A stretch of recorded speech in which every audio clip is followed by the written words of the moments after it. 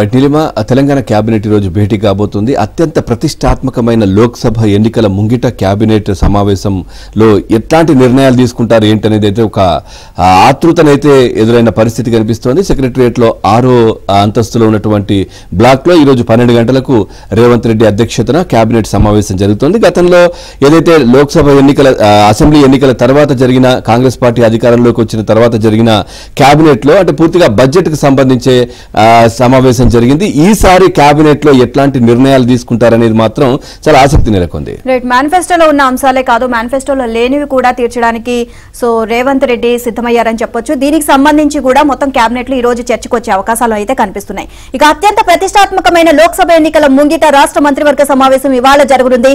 సుదీర్ఘంగా సాగే అవకాశం ఉంది అని భావిస్తున్న ఈ భేటీలో ముఖ్యమైన వర్గాలైన ప్రభుత్వ ఉద్యోగులు, రైతులు, మహిళలకు సంబంధించి పలు కీలక నిర్ణయాలు తీసుకునే అవకాశం అయితే ఉంది అని తెలుస్తోంది.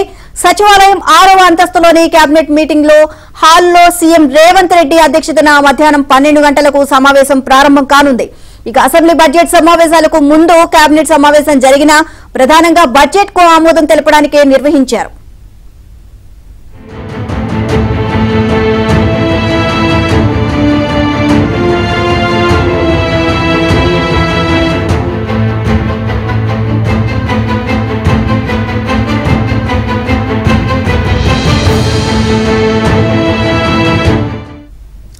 ఇవాల్టి భేటీలో మాత్రం అన్ని వర్గాలను ఆకట్టుకునే అంశాలు ఉండనున్నాయి.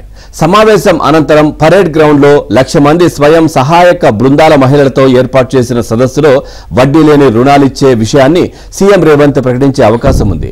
దీనికి సంబంధించి మంత్రివర్గంలో చర్చించి నిర్ణయం తీసుకుంటారని తెలిసింది. ఇక ఉద్యోగులకు కరువు భత్యం, ఆరోగ్య పథకం పైన తీపి కబురు రానుందని భావిస్తున్నారు. మరో ప్రధాన అంశం హైకోర్టు తీర్పు నేపథ్యంలో గవర్నర్ కోటాలో ఎమ్మెల్సీల నియామకం. ప్రొఫెసర్ కోదండరాం కావచ్చు, అమీర్ అలీ ఖాన్ పేర్లనైతే మరోసారి గవర్నర్ కు సిఫార్సు చేయడంపై ఒక నిర్ణయం తీసుకుంటారని కూడా తెలుస్తా ఉంది. ఇక రైతు బంధు స్థానంలో రైతు భరోసాను అమలు చేయనున్నారు. పథకంలో కొన్ని మార్పులు చేయాలని సర్కార్ అయితే యోచిస్తా ఉంది. కొండలు గుట్టలున్న రోడ్ల నిర్మాణంలో పోయిన భూములకు ఆర్థిక సాయాన్ని వర్తింప చేయవద్దన్న ఆలోచనలో ఉన్నట్టుగా తెలుస్తోంది. ఈ విషయాన్ని CM Revanth, deputy CM Bhatti ప్రకటించారు. ఇక ఈ అంశం మంత్రివర్గంలో ప్రస్తావనకు రానున్నట్టుగా తెలుస్తోంది. ధరణి పోర్టల్ లోపాలు కావచ్చు, లేఅవుట్ రెగ్యులరైజేషన్ స్కీమ్ పైన కూడా చర్చిస్తారని తెలుస్తా ఉంది.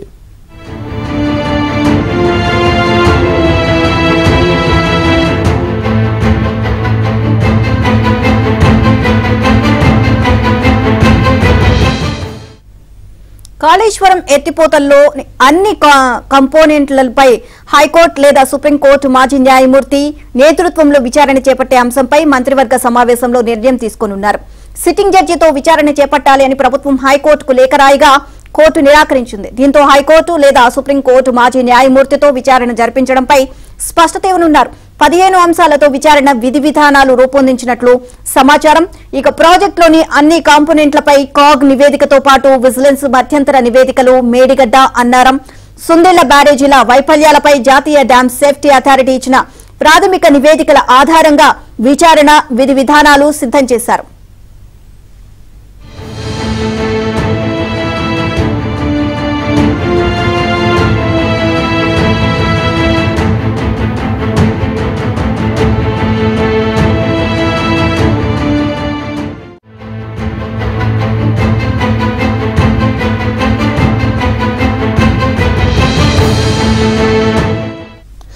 ఉమ్మడి రాష్ట్రంలో నిర్వహించిన డిఎస్సి 2008 అభ్యర్థులకు న్యాయం చేయాలని ప్రభుత్వం భావిస్తోంది. మెరిట్ జాబితాలో ఉన్న ఉద్యోగాలు రాని వారికి ఏపీలో మాదిరే స్థిర జీతాన్ని ఖరారు చేయనుంది. ఇతర రాష్ట్రాలలో మాదిరి అడ్మిషన్లు, ఫీజుల ఖరారు వంటి ముఖ్య అంశాల్లో ప్రభుత్వం జోక్యం ఉండేలా ప్రైవేట్ వర్సిటీల నియంత్రణకు విధానం తీసుకురావడంపై కేబినెట్లో నిర్ణయం తీసుకోనున్నారు. ఇక ప్రభుత్వ భూముల్లో ఏర్పాటు చేశారనే ఆరోపణలున్న కొన్ని ప్రైవేట్ యూనివర్సిటీలపై కఠిన చర్యలు తీసుకోవాలని భావిస్తున్నారు.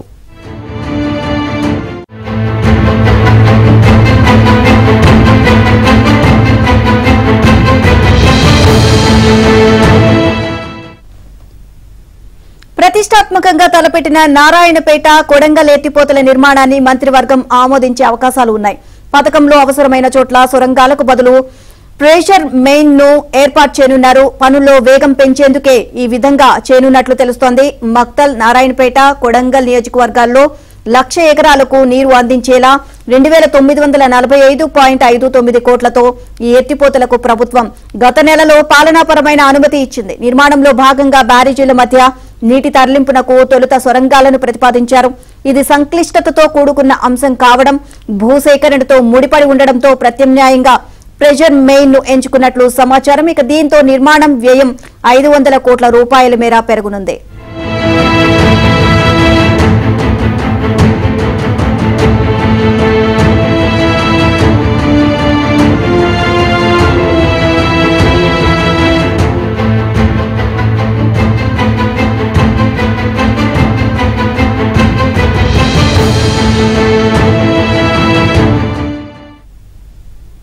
రైట్కి అదేవిధంగా నుండి ప్రత్యేక పథకంలో భాగంగా గ్రూపుల్లోని మహిళలకు వివిధ రంగాల్లో నైపుణ్య శిక్షణం అందించడంతో పాటు వారికి ఉపాధి కల్పన దిశగా చర్యలు కూడా చేపడతారన్నట్టుగా తెలుస్తోంది. మహాలక్ష్మి పేరిట 2,500 ఆర్థిక చేయూతను కూడా మహిళా శక్తి పథకం పరిధిలోకి తీసుకురానున్నట్లు తెలుస్తోంది.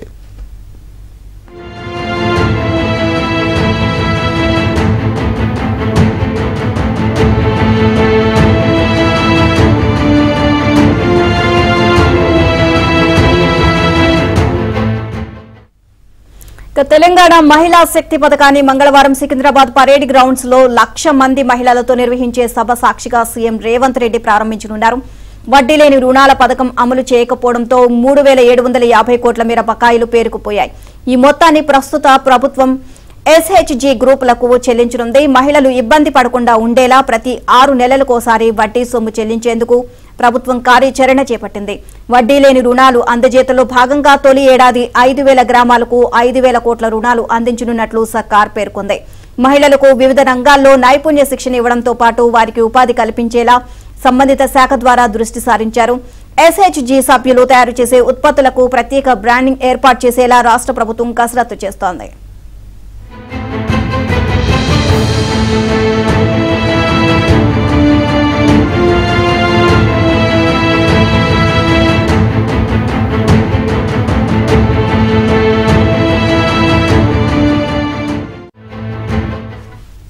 ఇక తెలంగాణలోని మహిళలకు అన్ని రంగాల్లో ప్రత్యేక ప్రాధాన్యం కల్పిస్తున్నట్లు రాష్ట్ర ప్రభుత్వం వెల్లడించింది. ప్రభుత్వ ఉద్యోగాల్లో మహిళలకు 33% కోటా దక్కాలని బీఆర్ఎస్ ఆందోళన చేస్తుండగా అంతకు మించి ఉద్యోగ అవకాశాలు వచ్చినట్లు ప్రభుత్వం చెబుతోంది. ఇక 3 నెలలు 28,942 మందికి ఉద్యోగ నియామక పత్రాలను అందించగా అందులో మహిళలకు 47% వరకు ఉద్యోగాలు దక్కినట్లు తెలియజేసింది. ఇదే అంశానికి సంబంధించి మరిన్ని అప్డేట్స్ మా కరెస్పాండెంట్ రాజేష్ అడిగి తెలుసుకుందాం. రాజేష్, అటు ఉద్యోగులు వృద్ధులకే కాదు మరీ ముఖ్యంగా మహిళలకు పెద్దపీట వేయనుంది. సో కాంగ్రెస్ ప్రభుత్వం దీనికి సంబంధించి ఈ రోజు కేబినెట్ లో కూడా చాలా వరకు చర్చకు వచ్చే అవకాశం కూడా కనిపిస్తుంది. ఓవరాల్ గా అప్డేట్స్ ఏంటి దీనికి సంబంధించి? కాంగ్రెస్ ప్రభుత్వం అధికారంలోకి వచ్చిన తర్వాత ఒక్కొక్క అంశాన్ని పర్టికులర్గా రైతాంగానికి, మహిళలకు, అదేవిధంగా నిరుద్యోగ యువతకి ఇలా ప్రతి అంశాన్ని ప్రామాణికంగా తీసుకుని ముందుకు వెళ్తుంది. ఇవాళ సాయంత్రము పరేడ్ గ్రౌండ్ లో, సికింద్రాబాద్ లోని పరేడ్ గ్రౌండ్ లో పర్టికులర్ గా గ్రామ సమైక్యలోని హెచ్హెచ్జిఓలకు 1 కోటి రూపాయల దాకా, అంటే దాదాపు 63 లక్షల మంది మహిళలకు వడ్డీ లేనటువంటి 5 లక్షల బీమా పథకాన్ని ముఖ్యమంత్రి రేవంత్ రెడ్డి లాంఛనంగా ప్రారంభించనున్నారు. తెలంగాణలో మహిళా శక్తి పేరుతో ఈ యొక్క పథకానికి శ్రీకారం చుట్టడం రాష్ట్ర ప్రభుత్వం.